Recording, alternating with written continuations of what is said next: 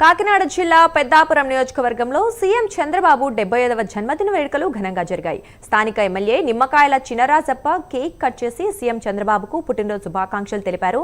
ఈ కార్యక్రమంలో తెలుగుదేశం పార్టీ కాకినాడ జిల్లా అధ్యక్షులు Jyothula Naveen Kumar, urban development chairman Tummala Ramaswamy Babu, TDP రాష్ట్ర కార్యనిర్వహణాధికారి రాజా సూరిబాబురాజు, పలువురు కూటమి నాయకులు, కార్యకర్తలు పాల్గొన్నారు. అనంతరం సామర్లకోటలోని రామాలయంలో ప్రత్యేక పూజలు నిర్వహించారు.